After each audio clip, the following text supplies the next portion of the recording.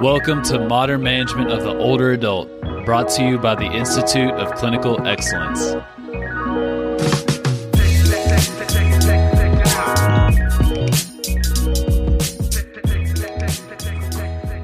Hello, everybody, and welcome to the PT on Ice Daily Show. My name is Christina. I am one of our team within our Modern Management of the Older Adult division. In our geriatrics division, we have 3 courses that make up our certification. We have our 2-day live course. We have our 8-week online essential foundations and our 8-week online advanced concepts.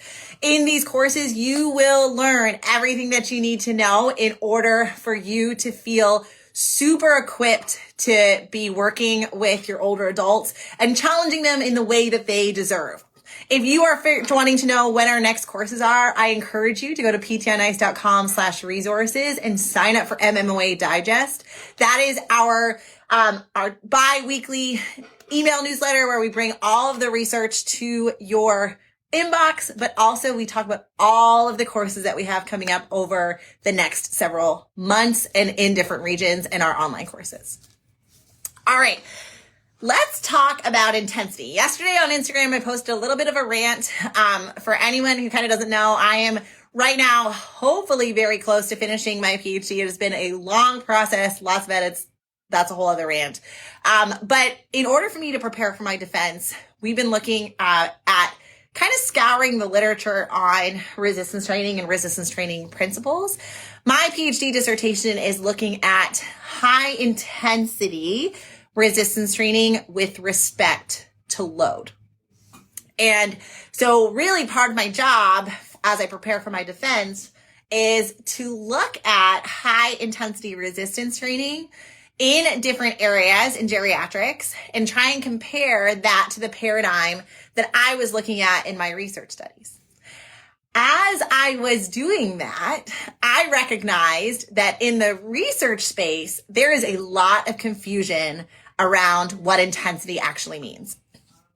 And when we talk to clinicians, we get into the same conversations about having a hard time objectively measuring intensity when it comes to our interventions. And we go really into a deep dive in our online courses through doing programming assignments, in advanced concepts, going through the filter of different chronic diseases. And in our live course, we talk about exercise prescription a lot to feel that intensity. So in live course, we really feel it. In online, we really try and dive into what it means. And this is where we probably get the most questions in our curriculum about how to really do this. And it's understandable why intensity in the strength training space can be really difficult, because when we look at it in the aerobic space, it's easier to conceptualize what intensity feels like, right? As you start to sweat more, your face gets more red, your breath gets more labored, your conversation starts as a nice conversation and ends up with maybe being able to let out a couple of sentences every couple of breaths. We can see that intensity escalating.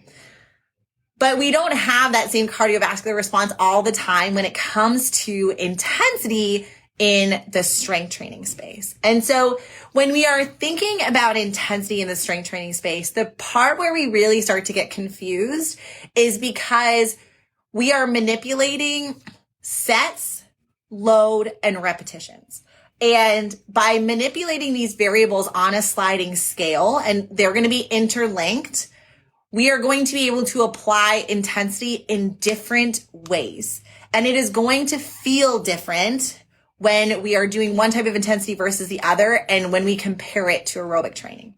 Here's what I mean.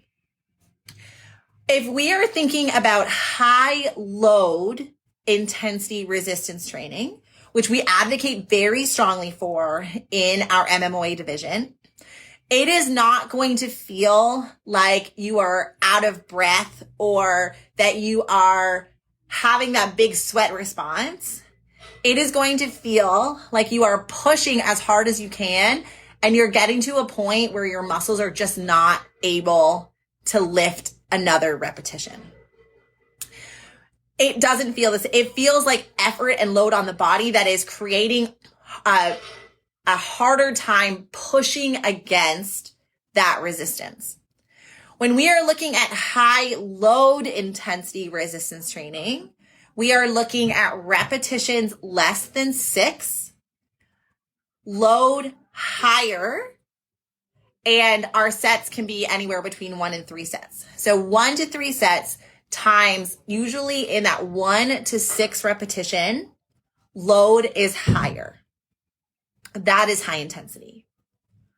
When we look at high repetition intensity resistance training, we are taking the load down because we are taking the repetitions up, and that intensity is going to feel more like a muscular burn, right? That is when we are getting close to muscular failure. These repetitions are going to be greater than 6, maybe approaching 15 to 20. We are going to have a cardiovascular response. Our heart rate is going to go up. If you've ever done, a set of 20 squats with the weight on your body, you know that your heart's pumping. And you have this feeling of intensity from a muscle like burn perspective. So your heart rate is going up, but you're also feeling this like lactic acid that is starting to build in your legs. And that is where, we're having a hard time clearing that, and we are approaching muscular failure. So unlike high load intensity resistance training, high repetition intensity resistance training, you are going to feel some of the similar characteristics that you are seeing in high intensity interval training within the cardiovascular or aerobic space. And that means that when we start talking about high intensity resistance training, that is where a lot of our research goes, right? We see a lot of our high intensity resistance training being 3 sets of 8 to 15 repetitions at 60% or less of a person's 1 repetition maximum. What we advocate for within MMOA is that we have to know how to dose high load intensity and high repetition intensity and recognize clinically when we would leverage one versus the other. If our client's goal is to be able to get up out of a chair without using their hands, their absolute amount of strength is less than the demands of that task, which is getting up from a chair, right? Because they have to leverage a compensatory mechanism, which is utilizing their upper extremity because their legs are not strong enough to get up from a chair. Here's scenario 1. When they are having that issue, it means that they need an absolute increase in strength. And how we are going to do that is by leveraging high load intensity resistance training. So we need to take the repetitions down, take the external load up, and push intensity that way. In scenario 2, with client 2, if we are having an individual who has no problem getting up from a chair, but is starting to have knee pain when they do lots of stairs or lots of walking, maybe their absolute amount of strength is there, but it's that endurance or that fatigue that is unmasking that pain. For those individuals, we would want to leverage high repetition intensity resistance training, sub-threshold where pain starts to escalate in order for us to get towards that meaningful goal for them. So what that might look like is trying to find the threshold where they feel muscular burning or they're approaching muscular failure or pain starts to elevate above a level that we are comfortable with.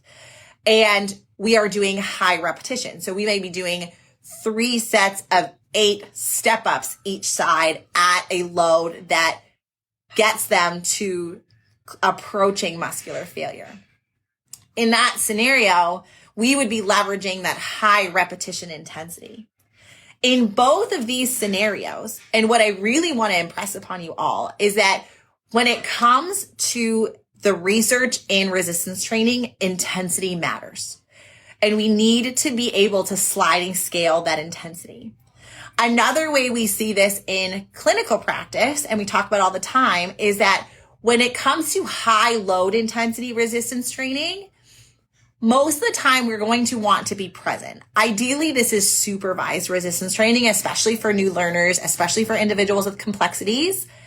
So we may leverage high load intensity in the clinic, but we may not feel comfortable with them heavy loading by themselves at home because their irritability can kind of be borderline.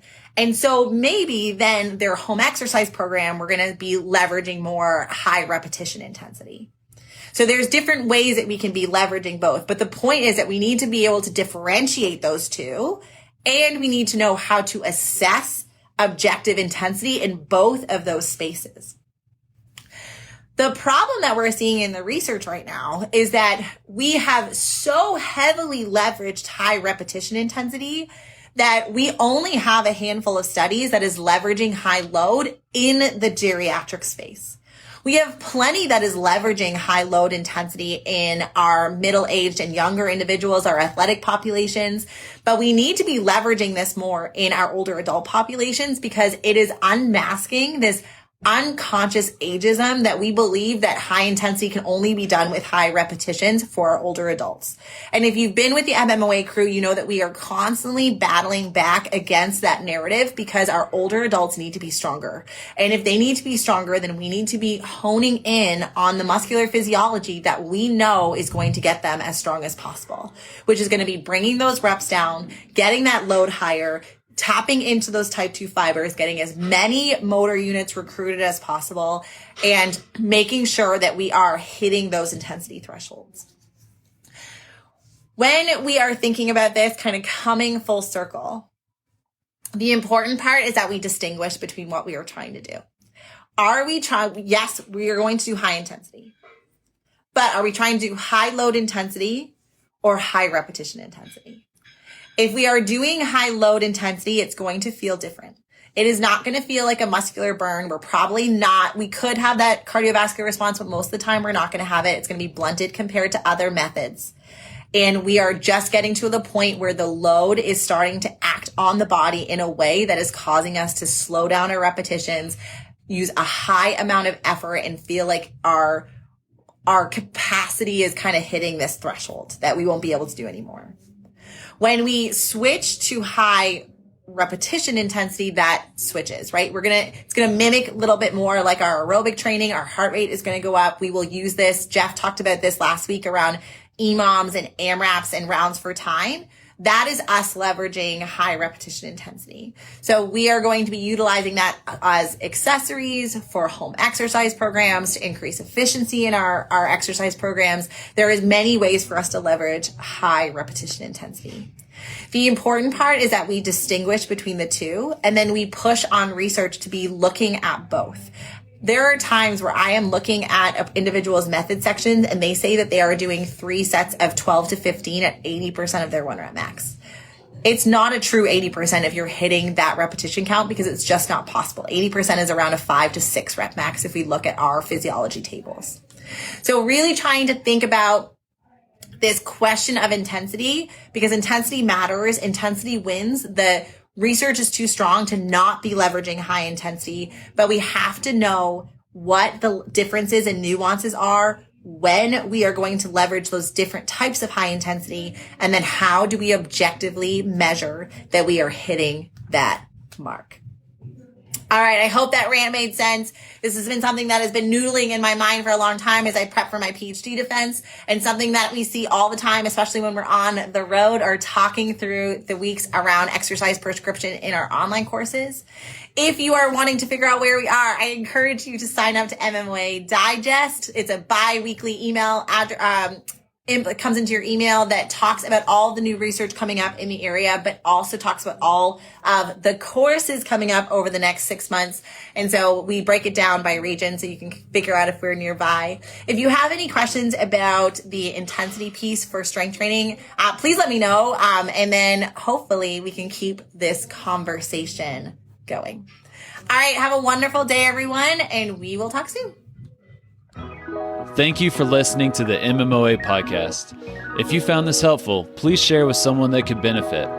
And if you're looking for more practical content to help you better serve older adults, head over to www.mmoa.online, where you can learn more about our free resources, our community, continuing education courses, and our certification. Once again, that's www.mmoa.online. Thanks for listening.